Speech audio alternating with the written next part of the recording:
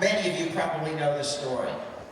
In 1938, he was a chemist at Sandoz Pharmaceuticals in Basel, Switzerland. 1938. So he's going through a lot of different permutations of ergot, and to try headache remedies, also to increase blood flow, all kinds of things like this he was looking for, and also to catalyze the birth process. So he invents this one particular substance, LSD-25, and gives it to the animals, like the guinea pigs and other animals and things, and there's not too much of an effect that he can see, and so they put it on a shelf.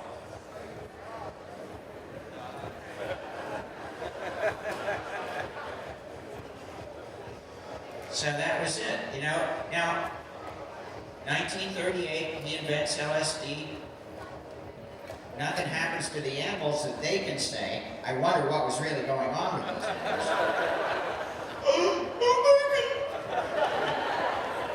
But, so,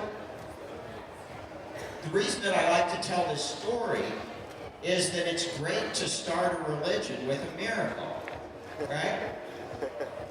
So, 5 years later, 1943, we're in the middle of World War II. And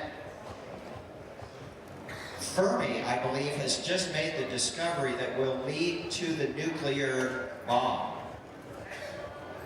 1943, these are kind of dark times for humanity. A world in war and nuclear war on the horizon. So, in my scenario, it goes, whoever's watching out for us says, the monkeys need something. So, Albert hears a voice that tells him to go back and make this one compound. This is a man that makes thousands of compounds. That's his daily thing. He makes, well, let's try this. Well, let's try this. Let's try this. Hundreds of thousands of compounds later, he hears a voice that talks about this one particular molecule. And he said never before and never since had he heard such a voice. So he went back in April and he mixed up the medicine. And on April 16th, he had a kind of an elevated buzz. It was a Friday.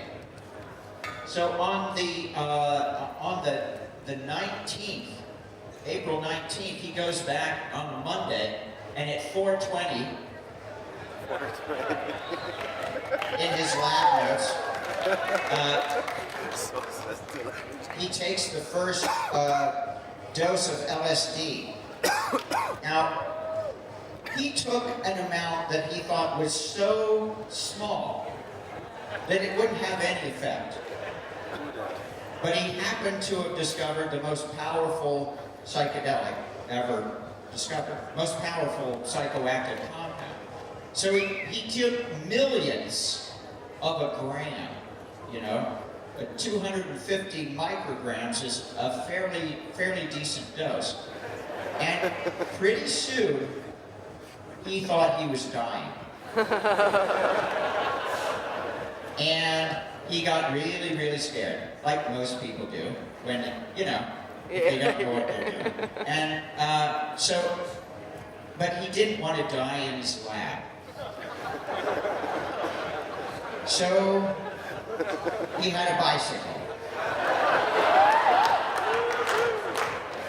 And he took a long ride through town back to his home, and this is why acid heads call April 19th Bicycle Day.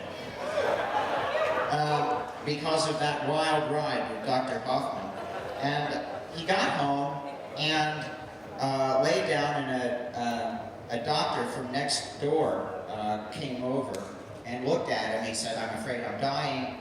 And she said, "No, your pupils are dilated, but otherwise, I think you're fine." And he said, "Really, really, you know?" And so he he kind of chilled out, and he started to recover why he had become a chemist.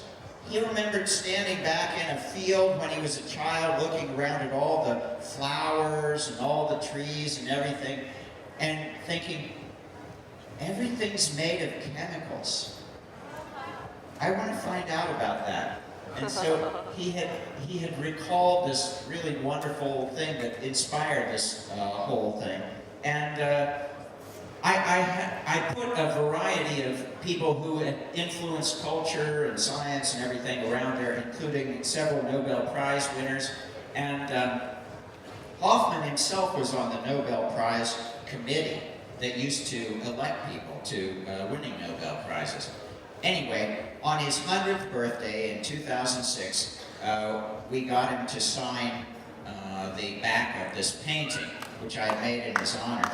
And so we felt really wonderful.